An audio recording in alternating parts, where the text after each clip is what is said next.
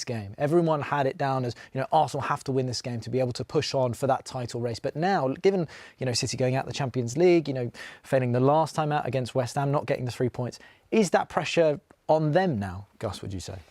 It could be pressure a little bit on Man City now, yes, because they need to win something. It's difficult, the Premier League right now. Champions League, they're out. But they are used to. How many times, Man City play finals in the last 10 years? It's every year practically. So I think it's one more. Different, I think, is for Pep.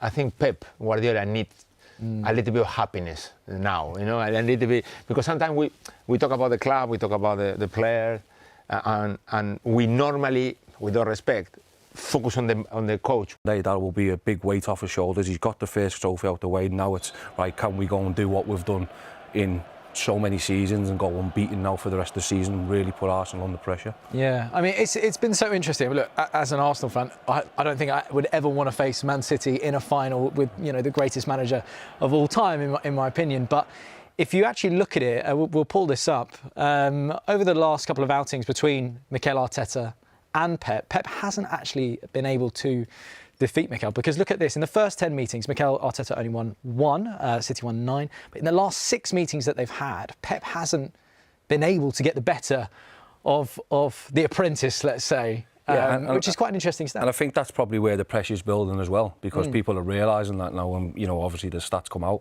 so it sort of puts a bit more pressure on them because of what's happened during the week as well. This is the first trophy, first final, what they can put on the board. So I think all that will build up. But I think if knowing Pep and seeing how he's worked for as many years as he's done, I don't think that'll be one thing he'll be looking at. He'll just be focusing on his team and wanting to just get them over the line and get his new squad into that winning title machine and cups. He affects the players, winning or losing. I mean, depending on the level. I know that these are 2 top teams, but going back to my experience as a coach of Sunderland, we were fighting relegation. We played City. We lost. And then we didn't win a game in the league for 6-7 weeks. Yeah. Because that loss was, massive. Massive. Can influence the league with the difference of points between them, Arsenal and Man City? I'm not sure. But it's true that this possibility of winning 4 trophies for Arsenal, you get to a point where, okay, this is the first one. Yeah. And depending on what happens in this one, you're going to have that possibility or no. I think it's going to be a great final, to top teams. I think we're talking about Pep, but we've got to talk about Arteta as well. Absolutely. Because he's got to get his first major one since the FA Cup, which was in COVID and everything else. So this is a real big step for them as well, and them as a squad, because this squad hasn't won anything as well.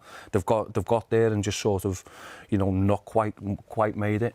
Now I think it's really important that they sort of put their first trophy on as the squad, if you know what I mean, what he's built. Well, for sure. I mean, that squad that he has built, I mean, you could argue that the biggest strength of Arsenal this season has been off the bench. We'll show you again that there's how many goals, subs have been able to get for Arsenal this season. I mean, they're top of that tier there. So, I mean, goals from substitutes, 11 for Arsenal, which is quite, considering Man City's squad, only 1 goal from off the bench. Does that surprise you, Gus?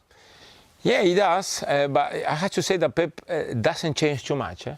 I've been analysing a lot, and there were games that, probably Kevin as well, you're watching a game and you're watching a little bit as a coach, and you're looking at the game and say, maybe if I was there, I would change this one as well. And there were periods of Pep not making changes until the last few minutes. And you always think it's too late. Now that you have 5.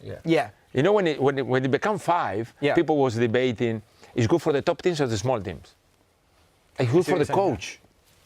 We got 5 opportunities of changing before you had 2 and then 3. I think it's great for Pep didn't use him because he believed that that 11 was specifically important for that game.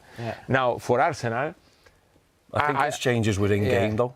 Yes. So he would use the 11, but then use it differently because he'd have to find a way to break down. Exactly. So I don't think sometimes it was a personnel change. It was something what he'd seen tactically and which he'd change. And that's what he did, and that's what I found when I was working under David at West Ham. We always knew that there was going to be another plan, and then there's another plan, Yeah. and then if that doesn't work, then the subs come. You know, so you've got to be ready for that. And it was something which I certainly learned off David when I was there. You know, that you've got to be ready for the next one, because Man City are not just going to sit there after, if you see them out for the first 45 minutes and do the same things. He'll find something and change that. And sometimes that's not a personnel change; it's a tactical on the pitch. Yes. The main thing Arsenal is that they know how to win games now. I think 3 years ago, and you know, they were playing well Yes. and winning. When they were pressure and not playing very well, it was difficult. Yeah. Now, somehow, they know how to win football games. Yeah, I think going back to what you were mentioning about Pep and his 11, and he knows who he can trust, etc. He's come out today, and there was a lot of discussion around this over the goalkeeping situation for the Carabao Cup final. Yep. Right? He came out today and he got asked the question: is James Trafford going to start in goal? And he said, yes, James Trafford is going to start. Arteta, on the other hand, isn't necessarily saying that Kepa is going to start.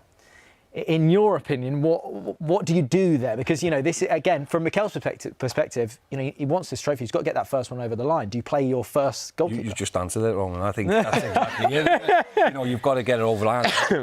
Raya's been unbelievable. I mean, the save he made midweek as well. He's making real match-winning saves, and he's going to need that. Yeah. Playing against the City on Sunday, it might be a tight affair, and he'll need maybe one big moment. Kepa will understand, because he went there as an understudy to him. So I think it's really important that he picks the team and he picks his number one. I know Pep has said that he's going to play Trafford, but I think it's because he trusts him as well.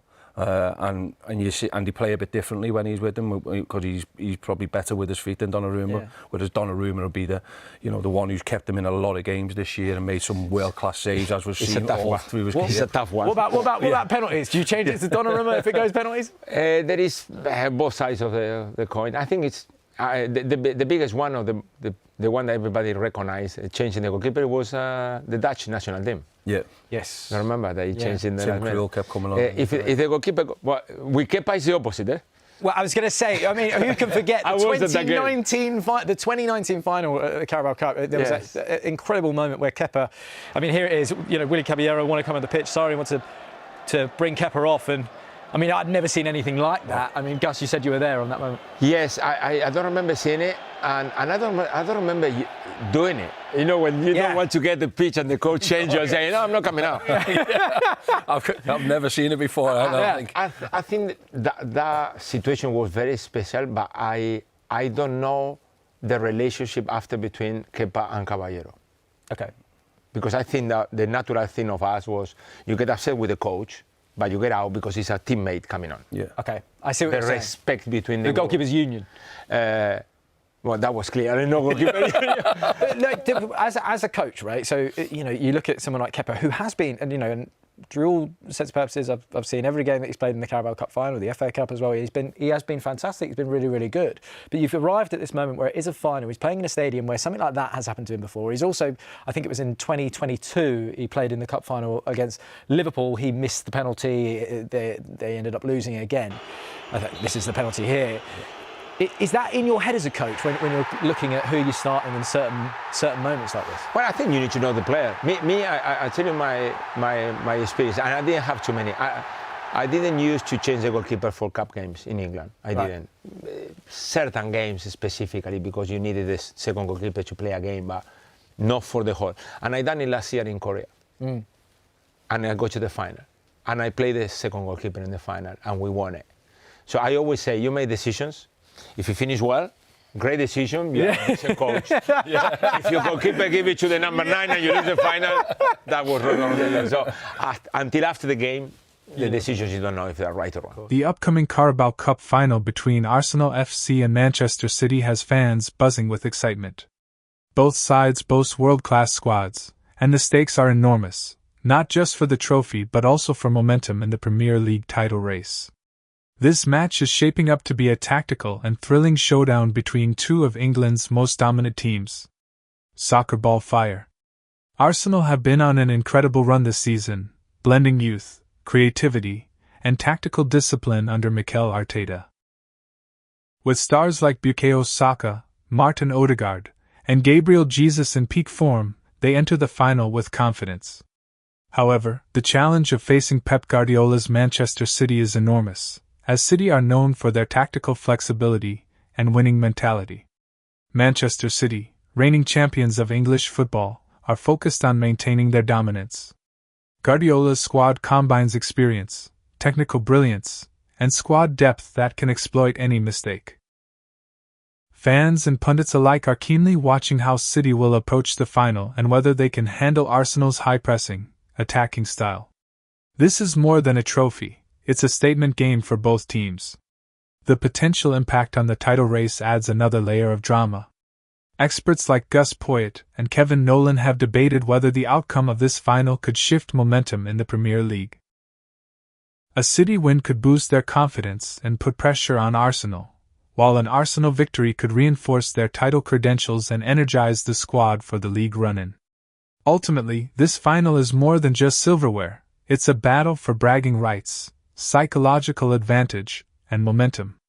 Fans of both clubs will be glued to their screens as the match unfolds, knowing that every pass, tackle, and goal could influence the title race. Whether it ends in glory for Arsenal or Manchester City, the Carabao Cup final promises excitement, drama, and unforgettable moments.